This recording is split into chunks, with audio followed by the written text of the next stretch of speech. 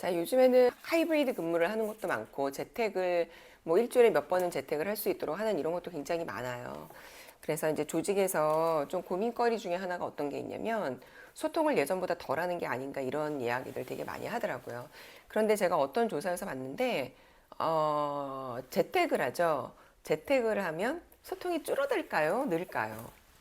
소통이 전체적으로는 줄어들지 모르겠는데 재택이나 하이브리드 근무를 하면 친한 사람들, 친한 동료들끼리는 소통을 더 많이 한다라고 하는 연구가 있습니다. 그러면 팀장의 입장에서는 어떻게 해야 됩니까? 그냥 팀원일 때에는 친한 사람하고 소통을 더 많이 한다? 그게 문제가 안 돼요. 근데 팀장이 친한 사람하고만 소통을 더 많이 한다? 그러면 요거는 문제가 됩니다. 자, 그래서 팀장님들은요, 만약에 재택을 많이 하는 회사이다, 조직이다, 또는 하이브리드 근무를 하고 있다, 또는 유연 근무제를 통해서 출퇴근 시간이 막 달라지는, 서로 달라서 만나지 못하는 이런 경우들 있잖아요. 그러면 팀장님들은 제가 팁을 드리는데 어떤 중요한 사안에 대해서 개인적으로 이야기를 하거나 전달을 하거나 지시를 하는 게 아니라 하나의 소통 툴을 만들어서 그 툴을 활용을 하는 겁니다. 그러니까 예를 들어서 여럿이 모여 있으면 김대리 이렇게 불러서 이야기하는 거를 간접적으로 이 과장이 들을 수도 있어요. 그런데 우리가 메신저를 사용을 한다거나 이메일로 소통을 주고받는다거나 하면 자, 김대리 잠깐만 이리 와봐 이런 것들을 다른 팀원들은 공유를 받지 못합니다. 자, 그래서 팀장은 꼭 개인적으로 이야기를 하기보다는 모두가 같이 알았으면 하는 것들을 하나의 툴에다가 모아두기를 저는 추천을 드립니다. 우리가 하이브리드 근무를 하게 되면서 친한 사람들하고는 더 많은 소통을 한다. 자, 이거는 다른 말로 얘기를 하면 비공식 네트워크가 조직 내에 굉장히 많이 커졌다인데, 근데 오히려 이러한 비공식 네트워크를요, 잘 활용하는 방법들도 있습니다. 자, 제가 세 가지를 말씀을 드릴게요. 자, 첫 번째, 사내 인플루언서를 찾아라. 뭐 SNS에서만 인플루언서가 있는 게 아니라 사내에서도 인플루언서가 있습니다. 이제 실제 조사가 있는데요.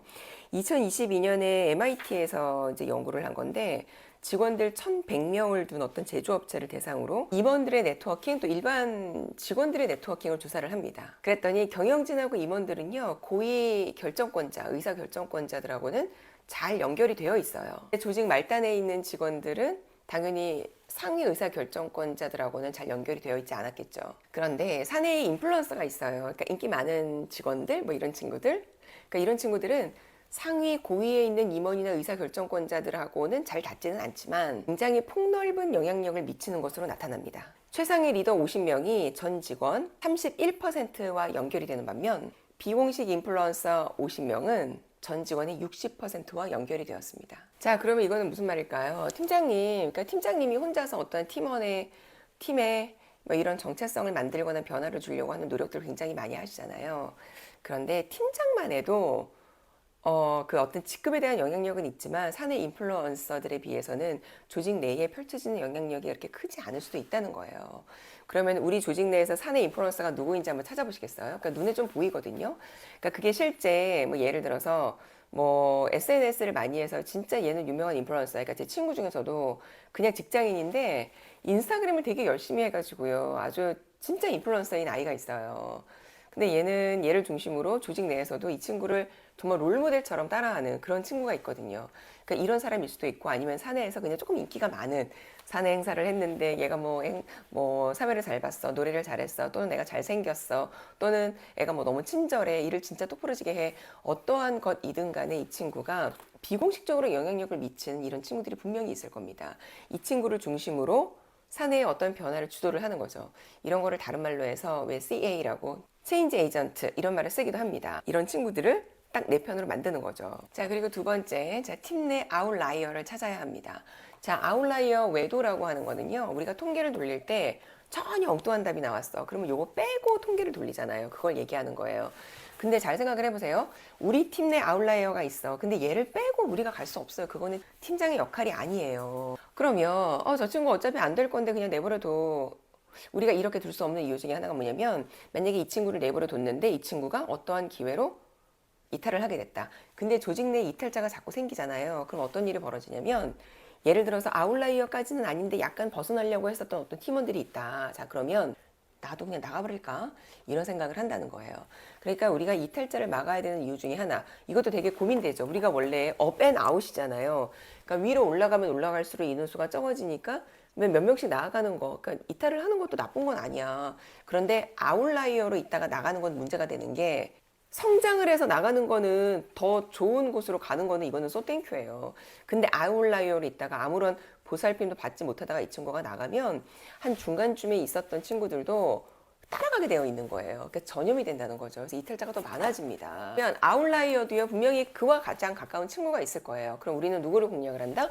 아웃라이어와 가장 가까운 동료를 공략을 한다. 그래서 팀장인 내가 직접 이야기를 하는 것보다 그 친구를 통해서 이야기를 하는 겁니다. 어려운 게 뭐가 있는지, 어떠한 힘든 점이 있는지, 뭘 도와주면 되는지 이런 것들을 적극적으로 물어보고 관심을 보여야 됩니다. 그리고 세 번째, 사내 스파이를 둔다입니다. 자, 팀장님들이요.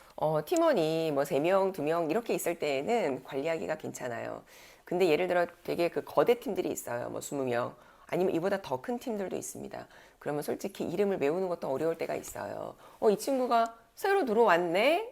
했는데 그냥 금방 또 나아가 버려. 모든 팀원의 어떠한 그런 모습들을 우리가 다 볼 수는 없으니까 사내 스파이, 그러니까 이제 말 그대로 진짜 스파이 이런 게 아니라 나랑 조금 친한 친구를 두는 거예요. 우리가 생각하는 그런 스파이가 아니라 객관적인 사실을 나에게 전달해 줄 수 있는 좀 사측?